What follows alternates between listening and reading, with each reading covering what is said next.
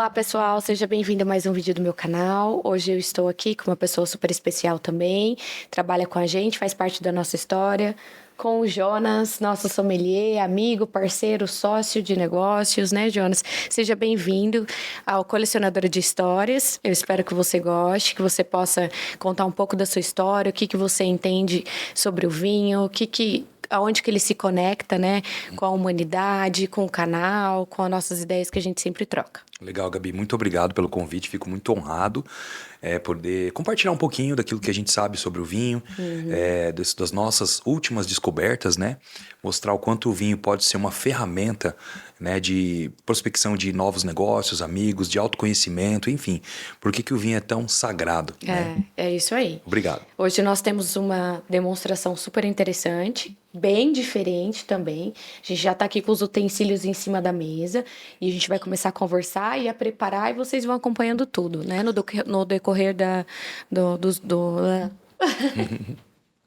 Vou ter que gravar de novo. Fica à vontade. Tava na aberta. Então passo para fechado. Tá, eu começo de novo. Você vai fazer tudo de novo? Não. Dá para começar daí, da onde você parou aí. Tá, eu viro para aberto e falo. Para fechado. Tá. Como vocês podem perceber, a gente já tá com os utensílios em cima da mesa aqui, né? A gente vai fazer algo super diferente, né? O Jonas vai contar um pouquinho dessa história pra gente e a gente vai entender. Isso, hoje nós vamos fazer aqui uma valorização ao serviço da sommelieria, né? Que aos poucos está ficando cada vez mais em desuso, está deixando de existir isso, né? O próprio serviço de mesa está cada vez mais rápido, né? Então, hoje o que a gente vai fazer aqui é a abertura de um vinho bem antigo, de safra de 1977, um vinho até que você e o Alain encontraram numa das várias viagens que vocês fizeram, e fazer a extração do gargalo, né, a extração da rolha, usando o calor.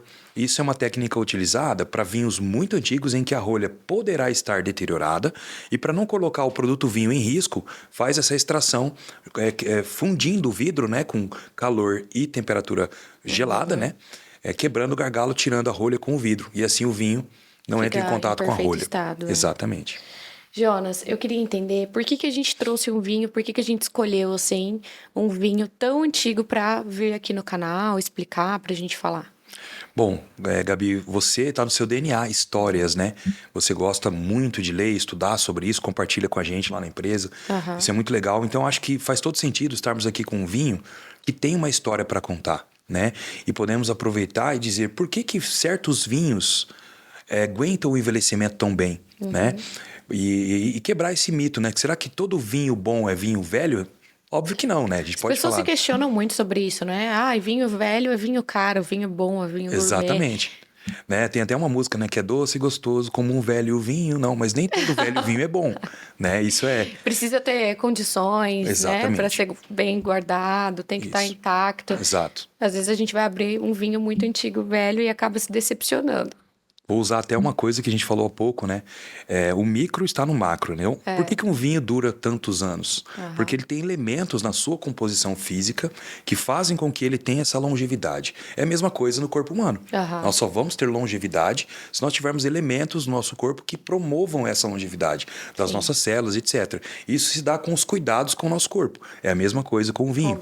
Os cuidados com o armazenamento e, obviamente, tudo inicia lá no processo de produção, na escolha das uvas, no período pleno de maturação, o nível de açúcar das uvas, né? 1/3, né? O nível de açúcar das uvas, a forma com que é vinificado, o tanto de elemento que se extrai da casca, o quanto de açúcar residual que se deixa no produto, o quanto de acidez esse vinho tem, e a acidez tem uma relação com toda a safra, com todo aquele ano que a uva foi produzida.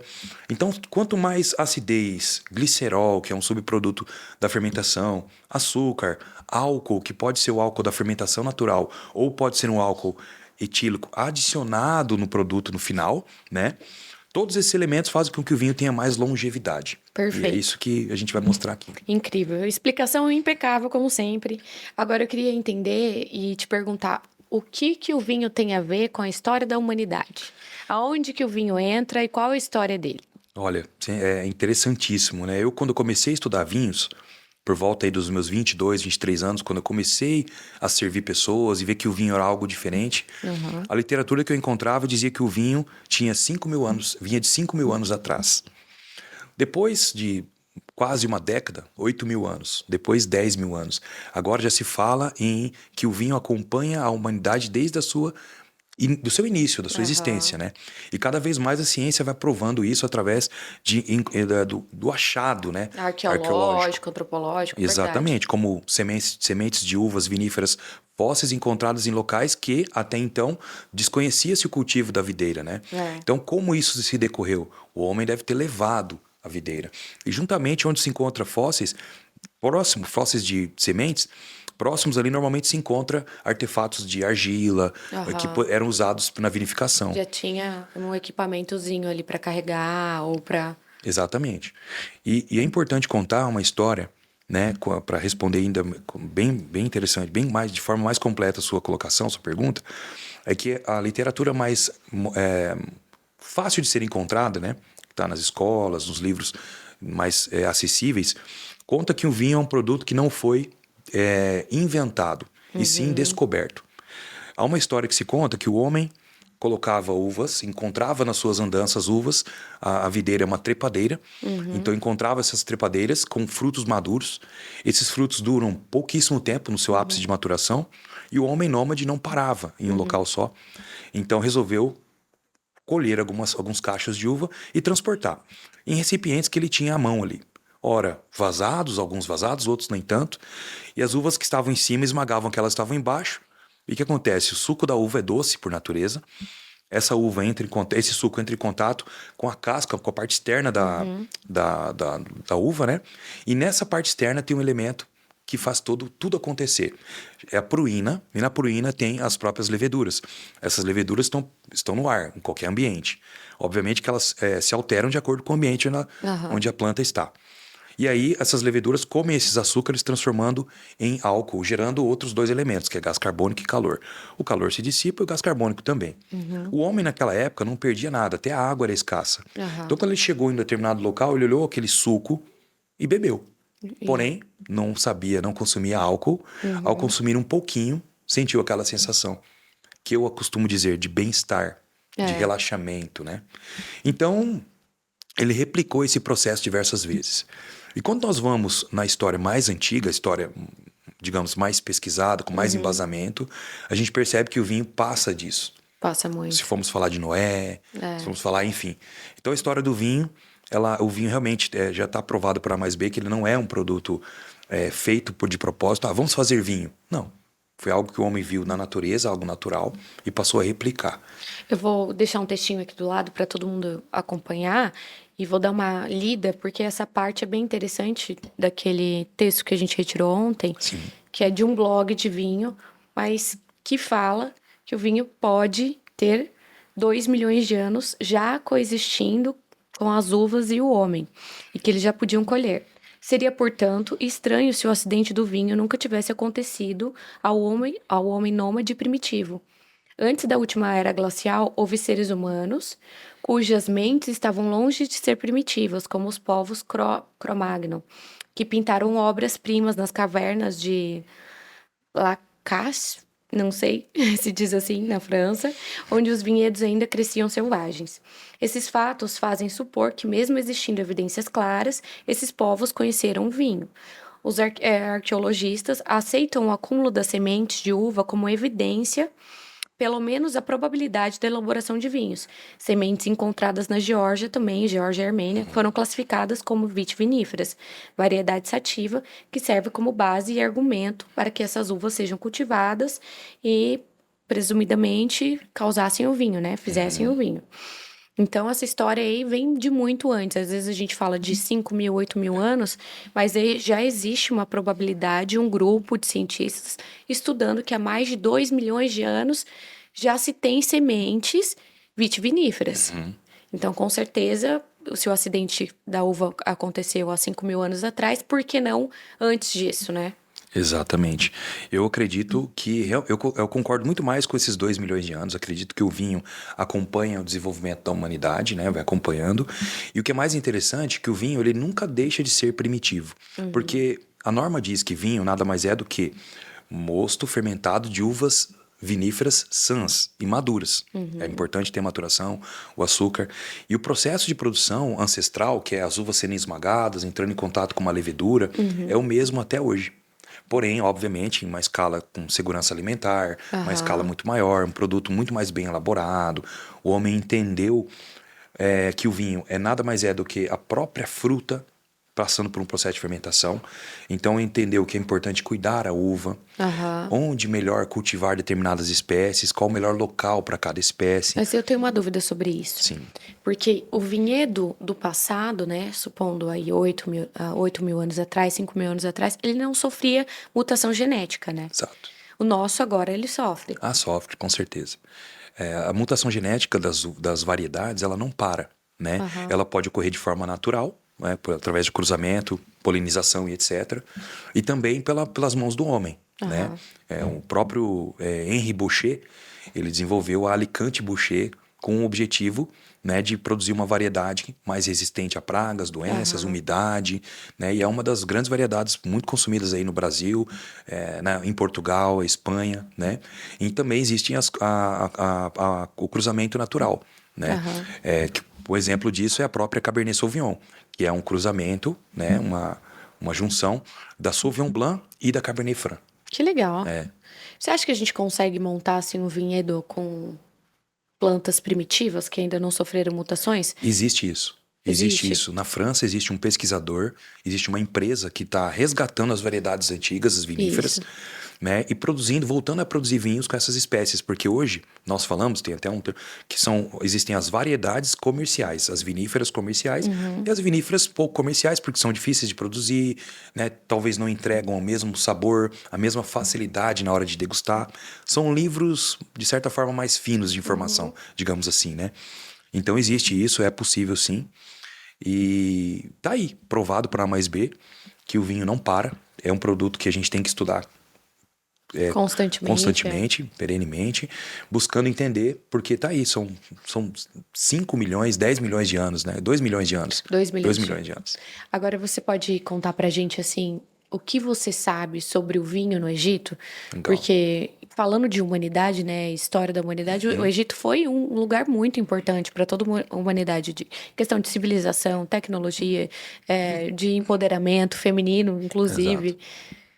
O Egito, ele tem uma ligação muito forte com toda essa questão do desenvolvimento do vinho, a polarização, né, digamos, aí vou ter que cortar, né?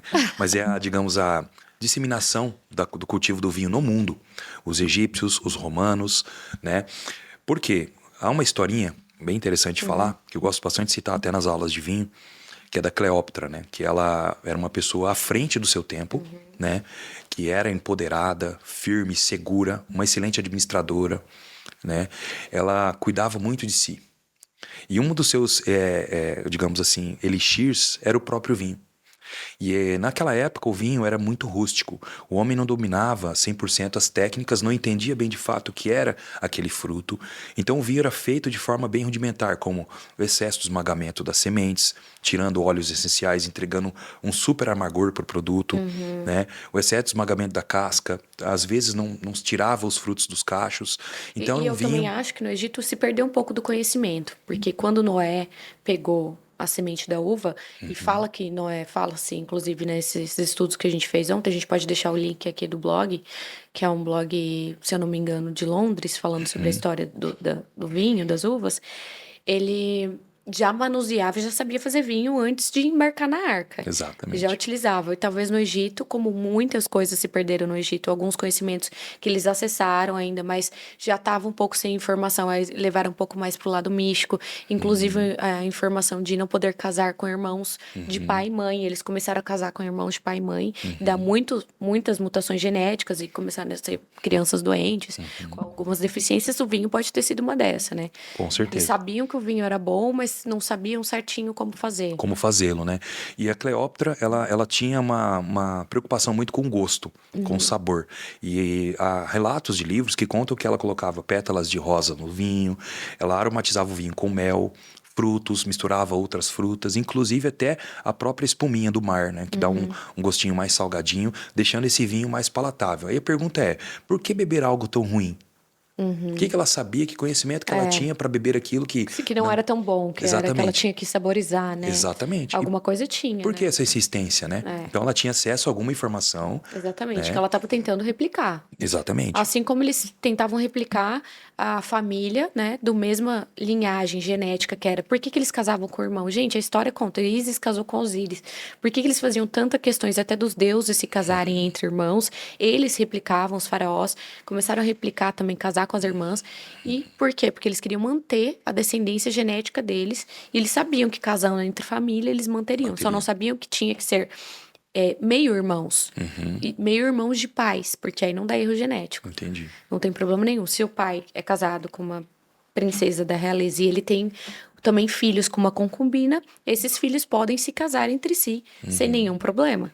Os sumérios já sabiam disso. E eles tentaram replicar isso e acabou que a informação foi se perdendo com o tempo. E aí começaram a fazer errado. É interessante como que eles tinham acesso ao conhecimento, né, Gabi? De uma forma bem... E esse conhecimento era fechado. Era só a realeza, os nobres que tinham esse conhecimento. E o vinho está presente na nobreza. Está presente a essas pessoas. A Cleópatra é uma delas. E ela bebia o vinho até muitas vezes mais do que a própria água, porque o vinho era puro, né? E já a água tinha alguns problemas devido ao Nilo era poluído, etc. Contaminado. Tinha muita contaminação. E buscando a sua longevidade, a sua saúde. Então ela também fazia alguns cosméticos à sua maneira, com misturas de mel, leite, vinho, né? Azeite. Exatamente, azeite, já acessando os elementos que as uvas têm, que são o resveratrol, o flavonoide, que são antioxidantes naturais. Então, assim, é muito bacana ver o quanto que há milhões de anos já se tinha conhecimento, né, dos benefícios que o vinho traz para a saúde. Incrível. Vou colocar um outro textinho aqui do lado da câmera pra gente ir acompanhando, pra todo mundo acompanhar junto, né? Que é o vinho no Velho Testamento, né? Isso é um assunto bem legal também de se trazer, faz parte da nossa história. Há inúmeras lendas sobre onde teria começado a produção de vinhos e a primeira delas está no Velho Testamento.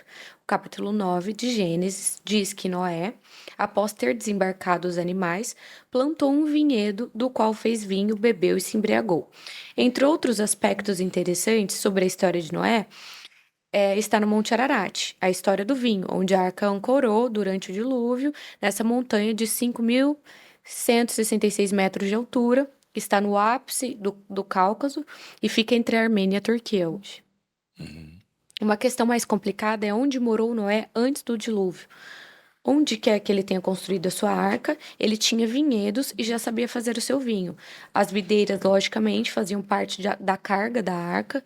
Uma especulação interessante é que Noé teria sido um dos muitos sobreviventes da submersão da Atlântida. Esse é um assunto também bem legal. Bem legal. Uma lenda basca celebra um herói chamado Anu, que teria trazido a videira e outras plantas num barco. Curiosamente, o basco é uma das mais antigas línguas ocidentais, e Anu significa história do vinho. Em basco, também significa vinho. Na Galícia, também existe uma figura lendária, denominada Noia, que os sumérios da Mesopotâmia diziam ser uma espécie de deus do mar, denominado Oanis. Também interessante é que na mitologia grega, Dionísio, deus do vinho, foi criado por sua tia, Inô, uma deusa do mar, que a palavra grega para vinho é oinos. Então, quer dizer, o vinho nessas línguas antigas estão sempre correlacionado ao nome dos deuses. Sempre parecido. Um deus se chamava Oanás, o vinho, na mesma língua, oinós. Então, fazendo uma correlação com o sagrado, né? Com que você estava certeza. comentando. Isso. O vinho está presente, né, em vários testamentos. A própria Bíblia cita o vinho, a palavra vinho mais de 100 vezes. Noé, assim que saiu da sua arca, né, buscando recomeçar, reestruturar, né, praticamente do zero, vamos dizer assim. Um recomeço. Um recomeço total. Ele plantou sua própria videira. E detalhe, numa colina, nas partes mais altas. Então ele já tinha conhecimento também de o que a uva precisava entregar para ter vinhos de qualidade, dentro daquela época, obviamente. Então, é uma relação muito forte de relevo, ação do tempo, o tipo de solo, com a uva. Altitude, né? Então, tudo isso Noé já tinha esse conhecimento e plantou o seu primeiro vinhedo, que tudo indica da variedade Areni, se não me falha a memória. Acho que é lá uma variedade muito similar à Pinot Noir, delicada, leve, casca mais fina. Delícia, minha favorita. E consumiu, né? Consumiu, se embriagou logo depois. A gente poderia trocar o embriagar aí, naquele momento, por um mérito, né? Um momento que ele se encontrou consigo próprio, que ele relaxou, que ele pôde, depois de ter passado meses, sei lá quanto tempo, não sei quanto tempo que a arca ficou andando ali, né? Como a história fala. Enfim, o vinho é isso. O vinho é conectar-se, e o Noé fez isso logo que saiu da arca. Por quê? É a questão, né? Essa é a questão de R$1 milhão. Por quê, né? Eu tenho uma teoria, assim, dentro de tudo que eu estudo, que eu leio, curioso, né? De tudo que a gente conversa lá na distribuidora também. Eu acredito que ele já sabia a relação da composição do vinho com o próprio corpo humano, sabe? Questão de célula, o quanto que... Com óbvio, certeza. E aí, sabendo disso, consumiu o vinho como um alimento. Não apenas como uma bebida para gerar um determinado prazer ou algo assim. É claro que fazia parte também do momento ali, da expansão consciencial, da Exato. elevação do espírito, do relaxamento, da conexão que ele queria ter, com certeza. Mas eu também acho que era uma forma de suplementar. Perfeito. A palavra bem suplementar, né? Sabe? É importante você ter saúde física, se alimentando bem, mas também mental. E alguns alimentos, o próprio vinho, e agora eu já estou tratando o vinho até como um alimento, ele apoia muito nessa questão das células do cérebro, do pensamento, da inteligência, né? Aí vem aquela pergunta, por que em rodas de negócio, desde a antiguidade, sempre tem o vinho? Sempre. Por que se brinda, né? Por que se celebra com o vinho? Gente, o vinho tá na igreja, tem celebrações religiosas, é o vinho. Se as famílias mais ricas do mundo, elas têm o seu próprio vinhedo, elas comemoram com vinho, elas Exato. usam vinho. Aí vem a pergunta, por quê? Né? Obviamente que existe uma informação no vinho, ele é uma tecnologia e tá aí para quem quiser enxergar. Né? E quem quiser buscar conhecimento, né, vai aderindo, vai encontrando um caminho, vai estudando, vai experimentando, vai vivenciando para alcançar e para ter uma opinião também. Outro ponto importante, mas óbvio, né, Gabi, numa história um pouco mais moderna, é a questão do próprio Império Romano. Como que os romanos foram tomando conta de toda a parte do globo, né, digamos assim, foram invadindo terras, colonizando, inserindo um pouco da sua cultura, como que eles foram levando a cultura do vinho. Então, onde eles estavam, eles implementavam a cultura do vinho. Né? E você sabe que isso é através da igreja, né? Sim, através da igreja, com certeza. A igreja é poderosíssima e a gente não sabe muitas coisas que a igreja acabou fazendo, inclusive disseminando o vinho, levando videiras para a África, para vários lugares. E aí a pergunta, né? Por quê? Mais uma vez, né? Eu acho que é isso que a gente estava falando agora. Olhar o vinho como uma tecnologia, né? Olhar a forma que você falou, nunca mais vou esquecer, né? O micro e o macro, ambos são a mesma coisa. Então, o que o vinho tem nessa informação? O que tem uma garrafa? Que elementos tem um vinho que tem essa conexão com o corpo humano? Né? Então, acho que é isso que eles já tinham esse acesso e, obviamente, respeitando, colocaram isso família após família, geração após geração. Aí veio a igreja, avançando pelo mundo, levando o cultivo da vinha, né? E o homem, ao longo de gerações e gerações, foi aprendendo e desenvolvendo técnicas para que o vinho tenha muito mais sabor e tenha a famosa expressão que nós chamamos terroir no mundo do vinho, que é uma palavrinha mágica, né, muito usada, que não tem praticamente uma tradução e sim um significado. Significa tudo que está em volta da videira. Então, um bom vinho, ele reflete não só o solo, claro. Exatamente, solo, o relevo, a altitude, o índice de chuva, né? O índice de calor, se as estações do ano são bem definidas ou não. Tudo isso se reflete numa taça. Então, quando a gente vê nos livros, nos filmes, né, nas histórias, aquele comensal bebendo uma taça de vinho, sentindo aromas e viajando, na verdade ele está lendo. Tá experienciando tudo aquilo.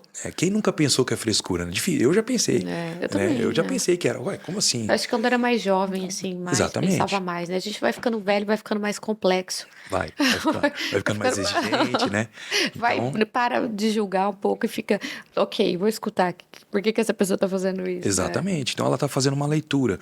A França, por exemplo, que é uma grande referência, né? Que tem os vinhos também, pela muita tecnologia de vinificação na França vem dos romanos, né? Os romanos tinham esse poder de ter muita tecnologia, sabiam vinificar de forma esplendorosa.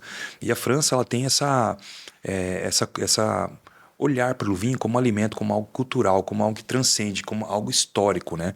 E eles começaram a perceber que determinadas variedades, através da cor, da forma da sua folha, davam bem em determinados tipos de solo, alguns com mais calcário, outros com menos calcário, outros com um pouco mais de altitude, outros próximo ao rio, né? E assim foram desenvolvendo essa questão de entender a relação do vinho com o local da uva, né, com o local onde ela é cultivada. Surgindo então a palavrinha terroir. Aham, E perfeito. toda essa informação está dentro de uma garrafa. Tudo, e quando né? a gente bebe, é isso. Fora isso, tem a emoção de quem plantou, de quem colheu, A se é um história. vinho biodinâmico, se não é, se foi colhido na lua correta. Se Exato. for um vinho biodinâmico, é um vinho vivo, né? Que dependendo da lua que você abriu, interfere no sabor, no aroma, nas Total, notas. total. É super interessante, complexo e enriquecedor para a vida de qualquer um, né? Eu acho que todo mundo deveria provar um dia um biodinâmico. Com certeza. Bem feito. É um vinho, a gente costuma dizer, né, no mundo do vinho, o profissional do vinho, ele fala que o vinho biodinâmico, ele não determina a qualidade aromática, olfativa e gustativa do vinho. Isso é fato. Mas, em termos de qualidade, de pureza, sim. De Óbvio. vivência, De vivência. de Exatamente. propriedades ali benéficas, né? Sim. Porque Informação mais pura, né? Mais pura, verdadeira, é. né? Porque a gente sabe que hoje em dia o que tá matando a gente é a alimentação. Nem sei se pode falar isso no YouTube, mas alimentação, agrotóxico, industrializado, farmacêutico, toda essa questão a gente precisa olhar também e entender que Claro, tem que concordo. ter cuidado. Então, quanto mais puro, na minha opinião, a experiência com certeza vai ser mais excitante, mais vívida e melhor para a saúde. Eu sempre faço uma pergunta, Gabi, para alguns amigos que bebem vinho, né? Falo, olha, por quanto tempo você quer beber vinho na sua vida? A resposta é sempre, a vida toda. Aham. Então eu digo, cuidado com o que você bebe hoje. Para que você tenha vida longa. É um vinho extremamente industrializado, que produz não sei quantas mil garrafas. É um vinho que ele tá industrializado. Sim, acaba sendo. Acaba perdendo algumas informações no caminho, né? Acaba sendo uma leitura. Aí tem que colocar o conservante, aí tem que colocar o acidulante, aí tem que colocar não sei o quê. Tem muitas coisas, né? Que ao invés de fazer bem, você fica mal. Exato. Eu acho que a gente podia começar, né? Esquentar. Vamos começar e a gente Vamos. continua conversando? Claro. Vou esquentar. Ah, pessoal, vou apresentar para vocês. Ó. Isso. Aqui é um tenaz, tá? É uma ferramenta muito utilizada para abrir vinhos. Vocês vão ver a técnica aqui que a gente vai fazer. Morro de medo dessa técnica. É uma técnica, é um risco, né? Porque pode dar errado. Ai, não vai dar. Não vai dar. Já deu certo. Mas o mais legal é isso. A gente que é profissional não tem medo, não. A gente vai fazer mesmo. E vai dar certo. Se acontecer algum problema, a gente resolve na hora. Mas é uma técnica que a gente aquece a tenaz, a gente tá aqui com um fogareiro, né? Aqui tem um recipiente, ó, com água gelada e um paninho, tá? Que tá imerso nessa água bem geladinha, porque a gente vai fazer o choque térmico. O objetivo dessa técnica nada mais é, como eu falei há pouco, extrair a rolha, né, do vinho, cortando o gargalo através do choque térmico. Assim, você evita de colocar o saca-rolhas, que é o saca-rolhas tradicional, e a rolha pode estar já deteriorada com a ação do tempo. Às vezes você penetra o saca-rolhas, quando você tira, sai o saca-rolhas sem nada, a rolha esfarela. Nossa, aí cai dentro do Aí vinho. você vai ter que coar o vinho, vai ter todo um trabalho, e pode perder o vinho, né? E essa técnica, pouco utilizada ainda, ancestral, né? Faz com que a gente tenha um pouco mais de domínio e possa oferecer para quem vai beber o vinho. O melhor. O melhor. Melhor. Né? O que nós trouxemos aqui, Gabi? Um vinho que você e o Alan trouxeram em uma das viagens que foi para Armênia, né? E Isso. um vinho que ele não tem aqui um rótulo estampado tradicional. Muito antigo. Exatamente. Que ano? 77, 1977. Tá aqui na caixinha dele. O rótulo dele é a própria caixa, né? Para vocês verem. Pegou aí? Tudo certo? Tudo certo. Essa romancinha também que fica aqui em cima da minha mesa, eu trouxe junto com essa garrafa da Armênia quando eu fui. Porque, não sei se vocês sabem, o símbolo da Armênia é a romã.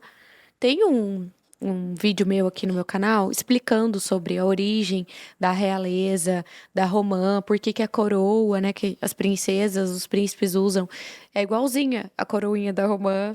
E aí, quem quiser dar uma olhada, depois é só pesquisar aqui no meu canal. E detalhe, né, que romã é uma fruta vermelha também muito rica, né, em antioxidantes. É muito rica. Muito rica em elementos similares aos das uvas, né? E sabe que tem uma história que fala que, na verdade, não foi a maçã que a Eva comeu, foi a romã. Faz todo Porque sentido, né? em hebraico, pom significa maçã.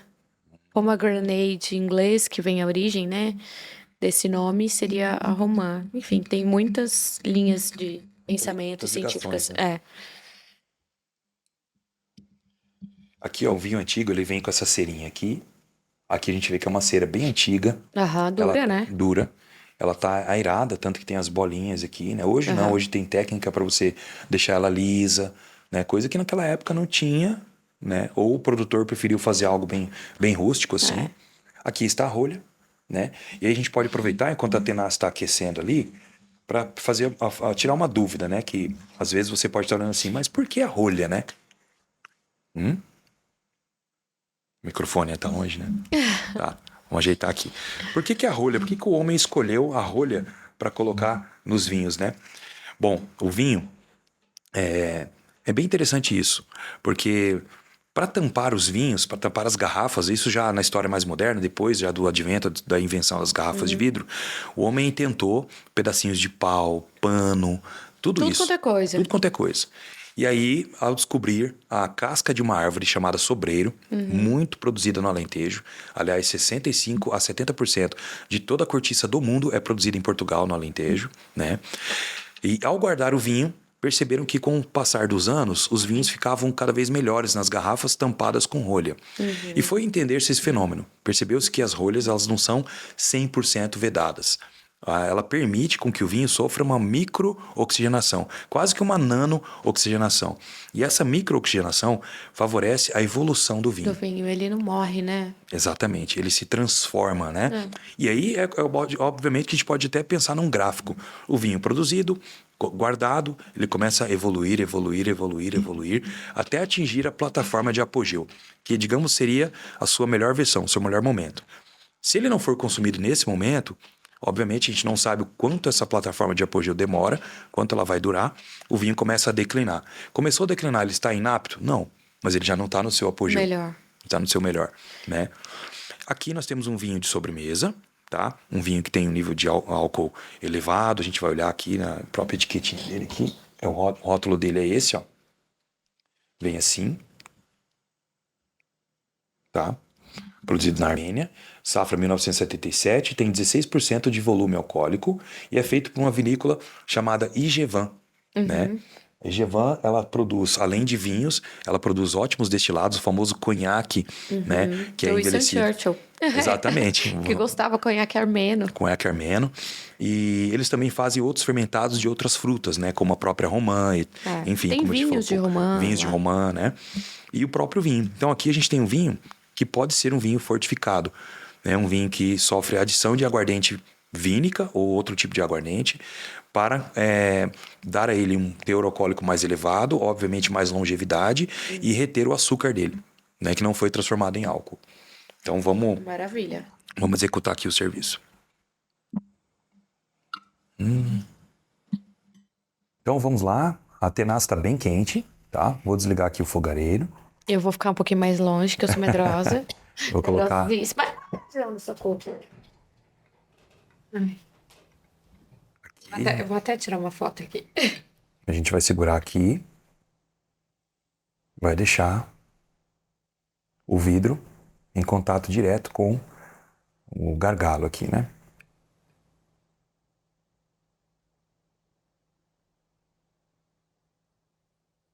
Aí é só esperar um pouquinho, ter um pouquinho de paciência. Aí todo o calor da tenaz vai ser transferido aqui pro gargalo.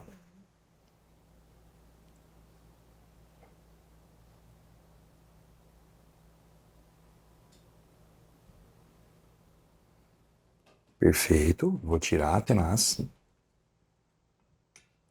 Eu acho que eu já vi pessoas Vou. cortando vidro assim, sabia? Pegar aqui, ó. E rapidamente eu vou. Tudo certo, Tudo certo. Conseguimos extrair. O objetivo é isso, né? Fazer com que, ó, nada de vidro se rompeu, não tem micropartículas, nada. Então, houve sucesso na Na questão. execução, né? E agora, o que a gente vai fazer? Nós vamos fazer a trasfega do vinho para um decanter. Nesse caso aqui, eu vou passar um pouquinho primeiro para a taça.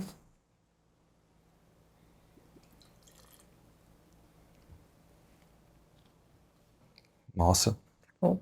muito bom. Aí vou fazer aqui uma técnicazinha bem rápida para que a gente possa avinhar o decanter.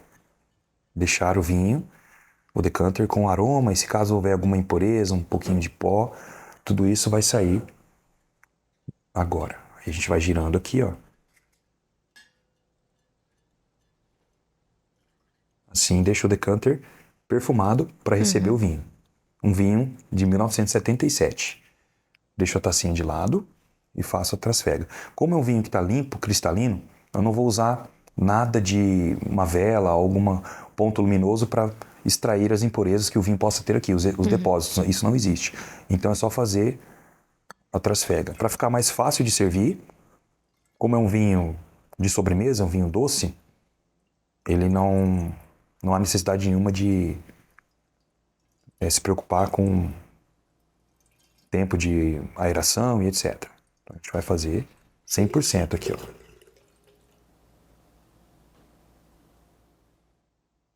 Certinho. Feito. Agora, vou servir aqui a Gabi. Agora nós vamos provar esse vinho para ver se tá bom mesmo. Tá lindo, né? Ele tem uma cor bonita, dourada, assim. Exatamente. Cor dourada. Isso mesmo, coloração dourada. Lembra muito mel, Aham. caramelo, né? E apesar dele ser alcoólico, bem alcoólico, ele não parece na taça, né? Porque ele não tá lacrimejando tanto. Ele é bem untuoso. Então, se você agitar um pouquinho a taça, esperar um pouquinho, você vai ver que o excesso corre e aí sim começam a descer as lágrimas bem devagarinho, Aham. mas com uma lentidão e muito próxima uma da outra. Nós são os arcos, né? Que nós chamamos, que mostram que o vinho tem uma graduação alcoólica que está aqui claramente explícita, 15, 16%, né, de volume alcoólico. Os aromas... Mel é Absurdo. absurdo, né? Damasco maduro, lelé de frutos amarelos. O que você tá sentindo, Gabi? Eu não sei como que é o nome daquela frutinha amarelinha pequenininha, Versalhes. Pisales, boa, boa, boa, isso. concordo plenamente. O mel tá, né? Vontade de pegar esse vinho e provar com queijo, né? Jogar em cima de um queijo. E em boca, vamos ver. Um brinde, 1970... Ah, é um brinde. né? Um brinde, saúde, amor, prosperidade, Pra sucesso todos nós. absoluto.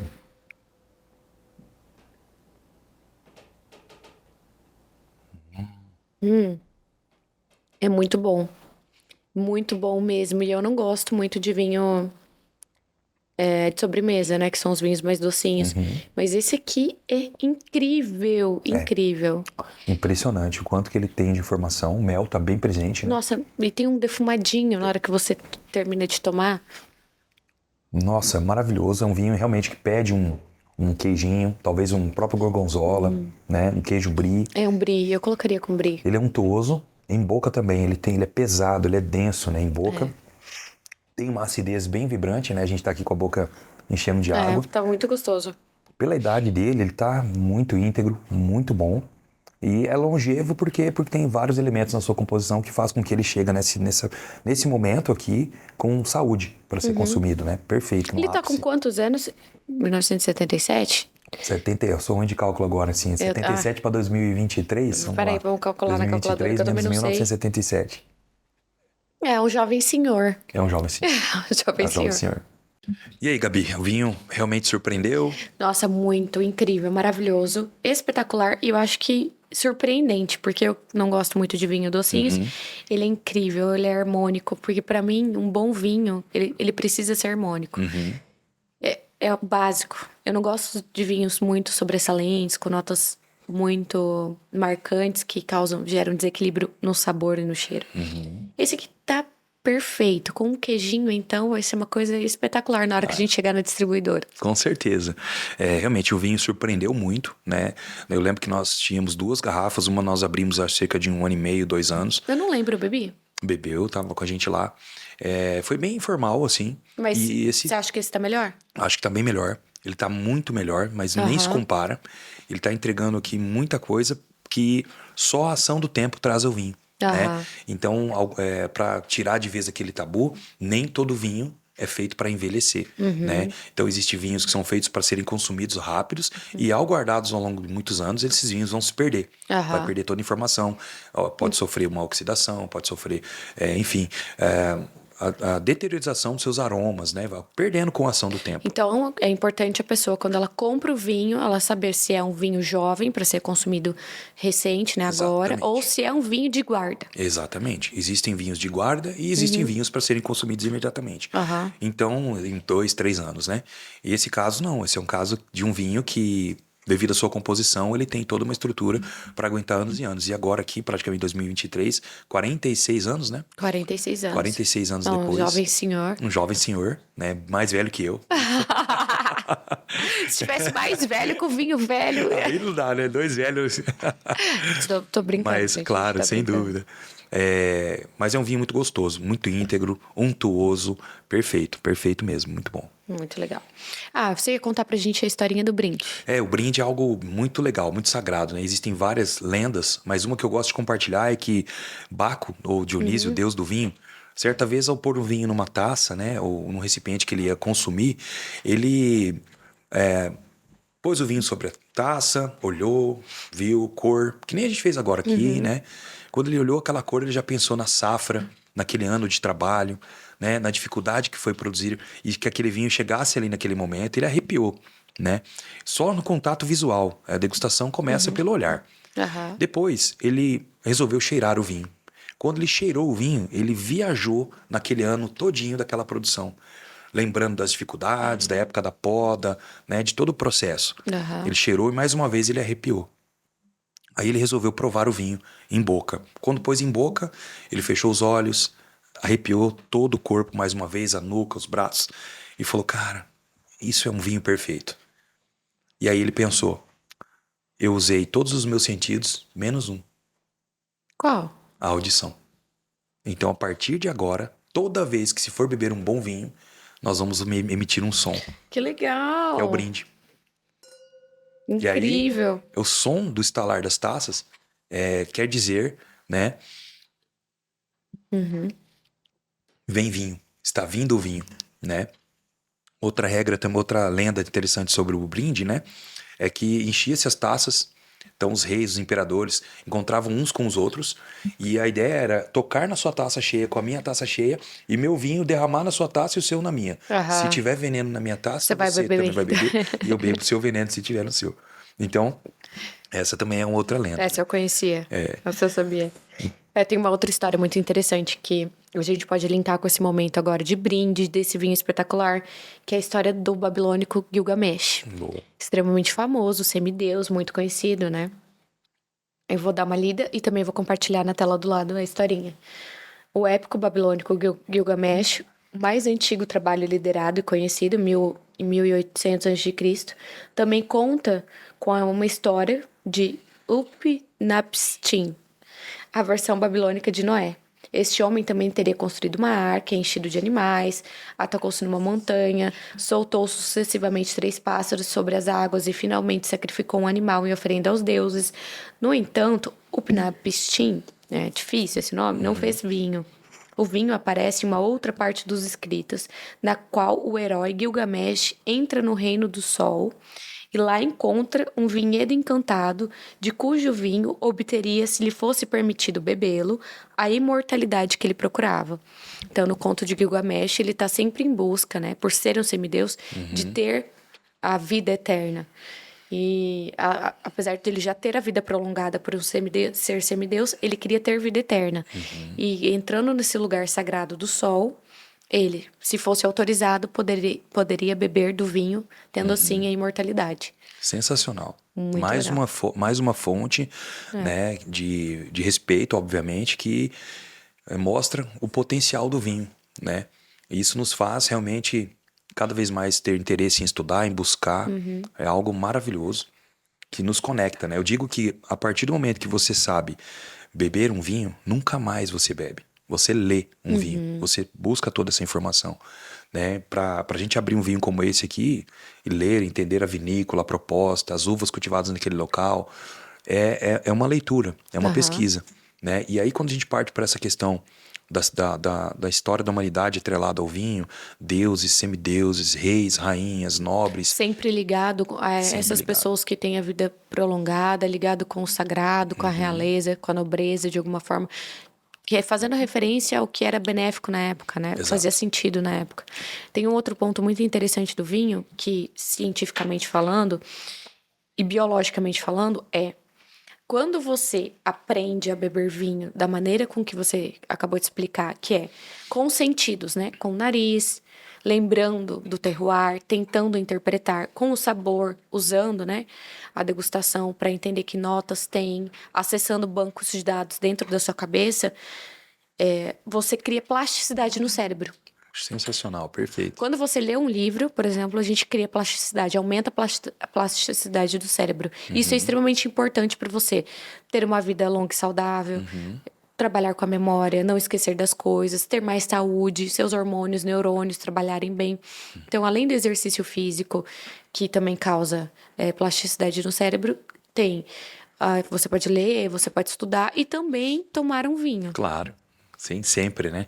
Então, exatamente, Gabi, você falou algo muito legal, que é a leitura do vinho. Então, a leitura do vinho, a interpretação através da cor, dos seus aromas, sabores, né? As camadas de aromas, buscar...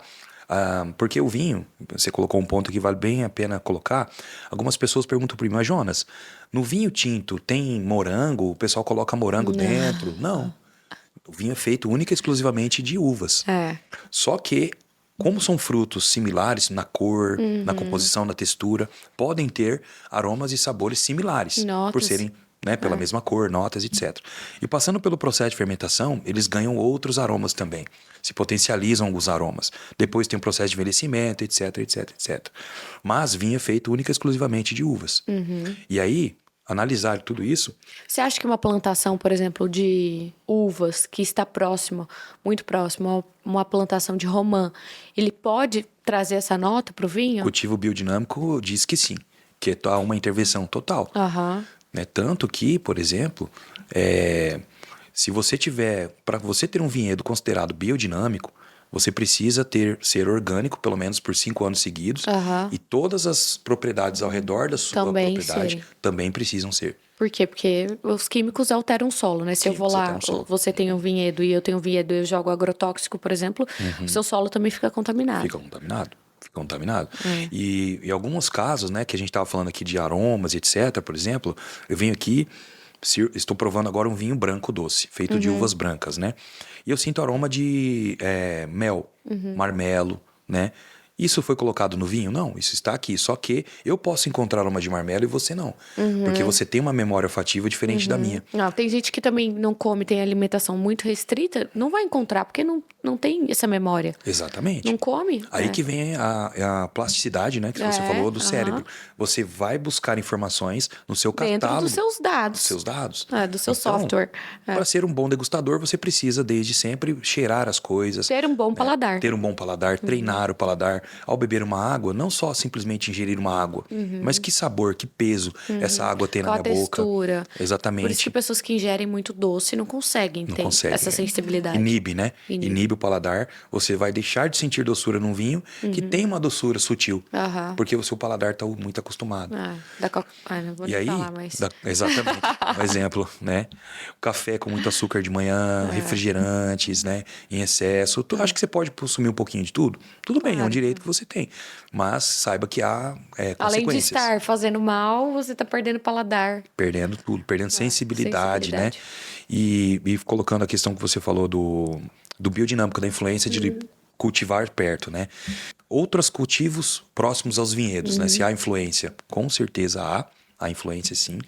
E às vezes nós estamos provando alguns vinhos, né? O próprio produtor se gaba disso, fala, olha, essa nota marítima, ou essa nota quente vem do deserto ao lado da vinícola, ou da plantação, do pomar ao lado da vinícola, da montanha, ou até mesmo do lago, né? Ali no Lago de Garda, na Itália, por exemplo, a influência, né? O sol bate né, no lago e causa um reflexo e que vai direto nas videiras. Então, a maturação ali é diferente porque recebe essa influência solar de reflexo, pela ação do reflexo. Então, tudo que está em volta da videira influencia. Outras cultivares, pedras, rochas, enfim, tudo perto. Que legal, muito bom. Tudo Bom vai saber. parar aqui, ó, na taça, no sabor, taça. no aroma. Demais. É isso aí. Eu acho que, pessoal, por hoje foi isso, né, Jonas? A gente vem da próxima vez com outro vinho mais antigo ainda, ou mais novo, pra gente debater, trazer mais histórias da humanidade, né? Perfeito. A gente sempre tá em busca, a gente tá viajando o tempo todo, tá estudando o tempo todo, tá se aprimorando, conhecendo pessoas, trocando conhecimento, bebendo mais vinho. E então, eu espero que vocês tenham gostado. Jonas vai estar aqui sempre junto com a gente no canal, sempre que a gente aprender novos assuntos, novos temas sobre vinho, sobre humanidade, sobre história, porque aqui nós somos uma colecionadora de histórias, né? Principalmente da humanidade, histórias que façam sentido e aumentem nossa capacidade cognitiva, nos melhorem, nos transformem como pessoa. A gente está sempre trazendo a oportunidade para falar, mostrar, conhecer. E eu espero que vocês tenham gostado, que vocês curtam, por favor, o meu vídeo, compartilhem, deem like, nos sigam no Instagram, nosso @ vai ficar aí. E obrigada. Um beijo. Por hoje foi isso. Saúde. Tchau. Obrigado.